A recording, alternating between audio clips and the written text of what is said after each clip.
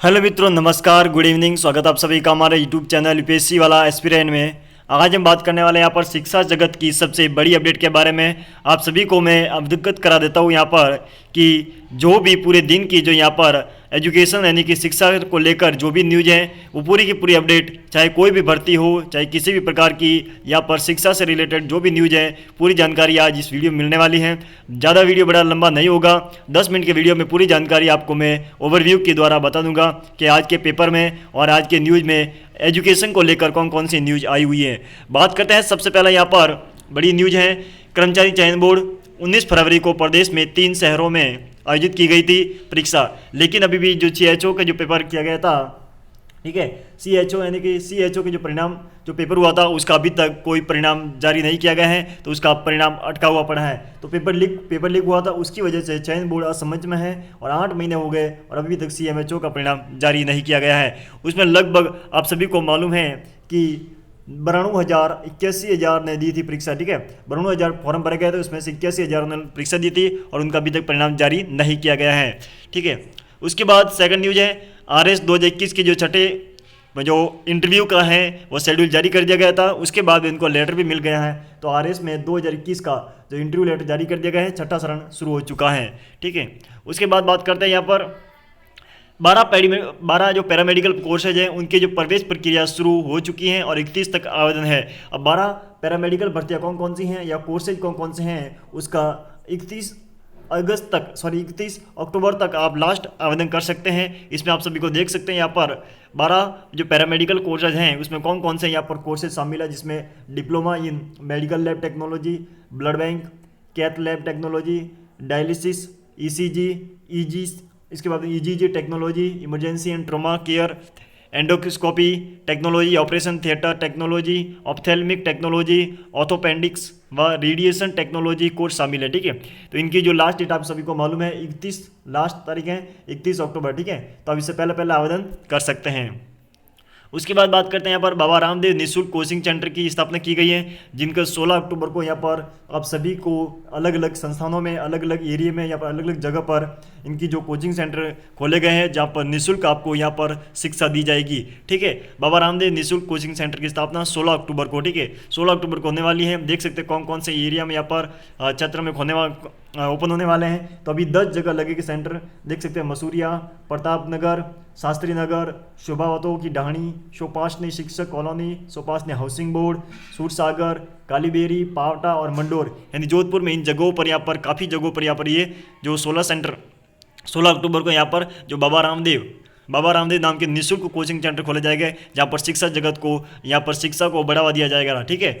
उसके बाद में यहाँ पर देख सकते हैं कि वरिष्ठ अध्यापक माध्यमिक शिक्षा अनुपस्थित अथवा प्रोविजनल रहे अभ्यर्थियों के अंतिम अवसर, यानी यहाँ पर बात करते हैं कि वरिष्ठ अध्यापक की जिन्होंने अभी तक डॉक्यूमेंट वेरिफिकेशन नहीं हुआ था उनको डॉक्यूमेंट वेरिफिकेशन के लिए एक और मौका दिया गया है। जो अनुपस्थित रहे थे, जो एबसेंट रहे थे, उनको एक और मौका दिया गया है, ठीक है। तो देख सकते हैं अनुपस्थित अथवा प्रोविजनल रहे अभ्यर्थियों का अंतिम अवसर, उनको लिए दस्तावेज सत्यापन के लिए वापस मौका दिया गया है। देख सकते हैं प्रोविजनल रहे या अभ्यर्थियों का वांछित दस्तावेजों के लिए साथ उपस्थित होने का अवसर प्रदान किया गया है। एक और मौका दिया गया है जो सा आप क्या कर सकते हैं, यहाँ पर अपना डॉक्यूमेंट वेरिफिकेशन करवा सकते हैं, ठीक है। उसके बाद बात करते हैं RPSC परिणाम में गड़बड़ी करने का आरोपी रिमांड पर। जैसा कि आप सभी को मालूम है कि यहाँ पर जो रिजल्ट को लेकर सबसे बड़ा यहाँ पर लड़का गया था RPSC में, जो गोलमोल करके, उनको यहाँ पर रिमांड पर ले लिया गया है, ठीक है। उसके बाद बात करते हैं भारत इलेक्ट्रॉनिक्स लिमिटेड में 350 पदों पर होगी भर्ती, 28 तक आवेदन। अब यहाँ पर जो भर्ती निकली गई है 350 पदों पर भारत इलेक्ट्रॉनिक्स लिमिटेड में पदों पर भर्ती होगी, 28 तक आवेदन कर सकते हैं, 28 अक्टूबर तक। इसमें जो क्वालिफिकेशन मांगी गई है MBA CA CMH ग्रेजुएट कर सकेगा आवेदन, ठीक है। देख सकते हैं MBA CA CMA ग्रेजुएट कर सकते हैं आवेदन, जो भी क्वालिफिकेशन यहाँ पर मांगी गई है, और कम से कम 30 साल आपकी एज होनी चाहिए, 25 से 30 साल आपकी एज होनी चाहिए, इसमें फॉर्म भर सकते हैं। आपकी लास्ट डेट रहेगी 28 अक्टूबर तक आप फॉर्म भर सकते हैं।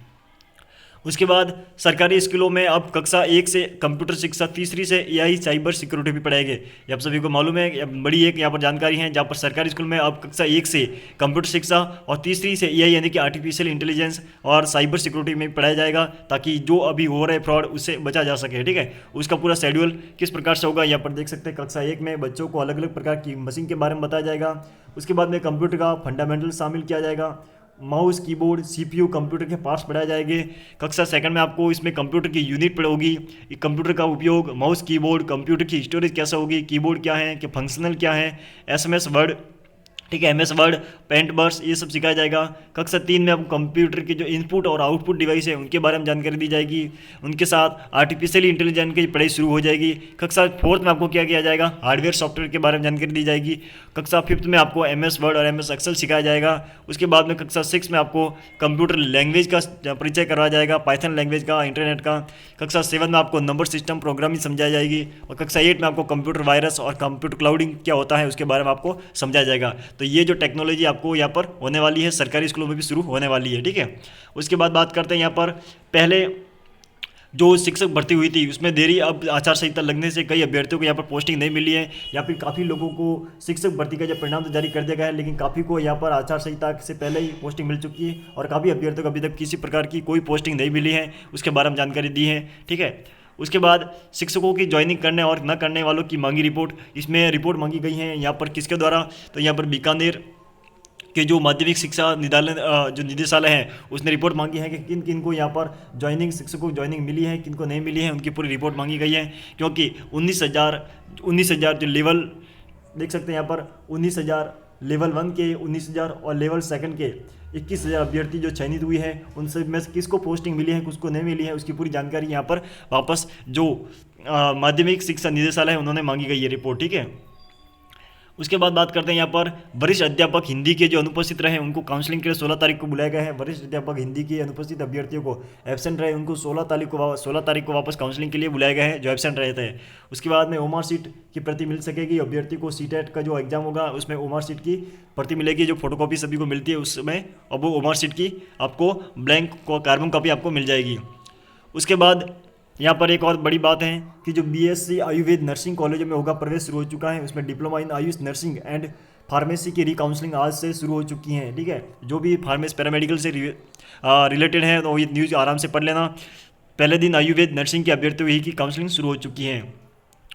उसके बाद यहाँ पर देख सकते हैं जेएनवी छात्रों की सफलता दर जेई एडवांस और में 7% बढ़ी है, और मेन में बेहतर हुआ प्रदर्शन, ठीक है। अब यहाँ पर नीट में परफॉर्मेंस अच्छा हुआ है, ये पूरी जानकारी दी हुई है।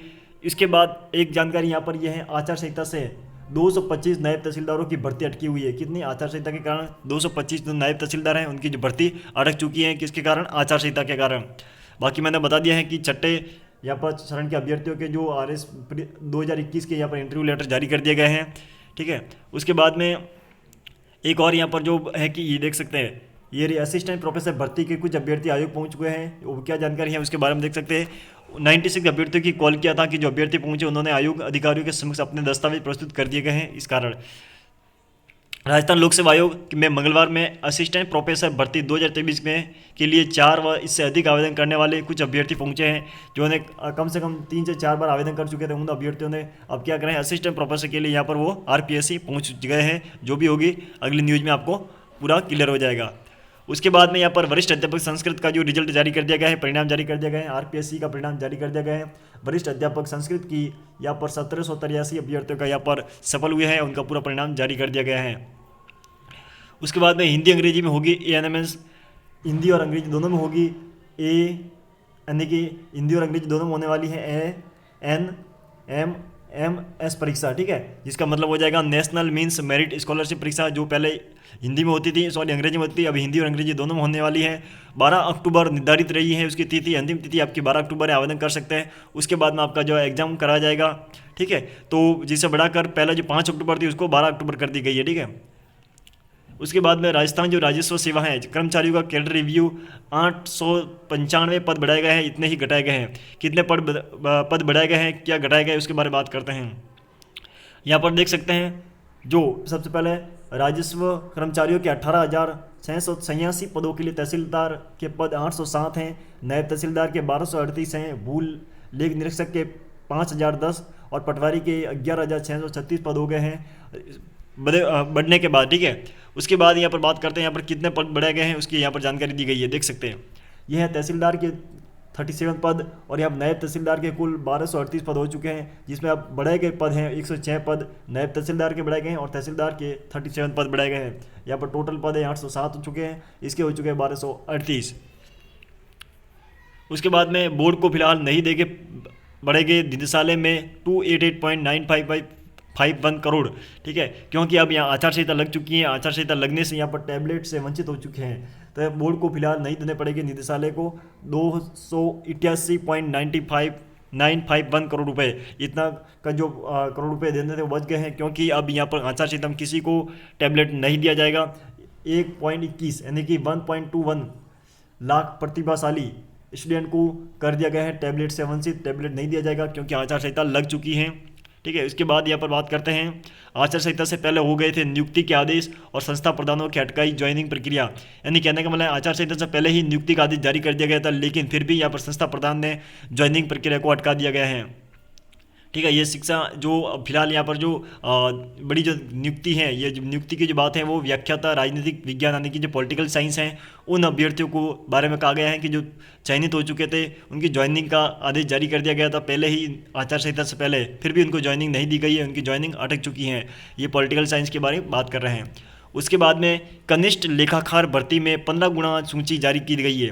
कनिष्ठ लेखाकार भर्ती है उसमें 15 गुना की सूची जारी नहीं की गई है, उसकी बड़ी अपडेट है। कनिष्ठ लेखाकार भर्ती में 15 गुना की सूची जारी नहीं की गई है। पूरी अपडेट, राजस्थान कर्मचारी चयन बोर्ड ने अभी तक कनिष्ठ लेखाकार और तहसील राजस्व लेखाकार भर्ती में 15 गुना अभ्यर्थियों की सूची जारी नहीं की है। अभ्यर्थी लगातार सूची जारी करने की मांग कर रहे हैं, लेकिन इस भर्ती में 1 पॉइंट यानी कि कम से कम 2 लाख अभ्यर्थियों ने आवेदन किया था। इनमें से CET के अंकों को आधार पर पदों के मुकाबले 15 गुना अभ्यर्थियों को मुख्य परीक्षा में शामिल किया जाना है, लेकिन बोर्ड ने अभी तक सूची जारी नहीं की है और इससे अभ्यर्थियों में आक्रोश है और उनका कहना है कि चयन बोर्ड को जल्दी से जल्दी ये सूची जारी करनी चाहिए ताकि इसकी मुख्य परीक्षा की तैयारी कर सके। अगर बोर्ड ने इसमें देरी की तो बर्दाश्त नहीं किया जाएगा, ठीक है। ये जानकारी है, आपको समझ में आ गई होगी। उसके बाद में यहाँ पर इतिहास के 400 को अभ्यर्थियों का रिक्त पद आवंटित किए गए हैं। यहाँ पर टोटल जो 800 पद हैं, 800 में से 400 को यहाँ पर क्या कहे हैं, अभी जो ज्वाइनिंग दे दी गई है, 400 अभी भी बाकी हैं, ठीक है। ये बात की गई है, ये देख सकते हैं यहाँ पर 800 अभ्यर्थियों में से 400 अभ्यर्थियों को यहाँ पर काउंसलिंग की गई है। इस दौरान वरीयता के आधार पर चयनित अभ्यर्थियों को स्कूल में रिक्त पद आवंटित किए गए हैं। शेष रहे अभ्यर्थियों को काउंसलिंग बुधवार को की जाएगी, ठीक है, यानी कल होने वाली है। ये जो जानकारी थी पूरी की पूरी जानकारी आपको समझ में आ चुकी होगी। पूरी की पूरी हर दिन की पूरी अपडेट शिक्षा जगत की पाने के लिए हमारे चैनल से जुड़े रहें। मिलते हैं नेक्स्ट वीडियो में, तब तक के लिए जय हिंद जय भारत। इस पूरी PDF आपको चाहिए तो पूरी की पूरी PDF हमारे टेलीग्राम ग्रुप पर मिल जाएगी, जिसका लिंक डिस्क्रिप्शन में डाला हुआ है। मिलते हैं नेक्स्ट वीडियो में, तब तक के लिए जय हिंद जय भारत।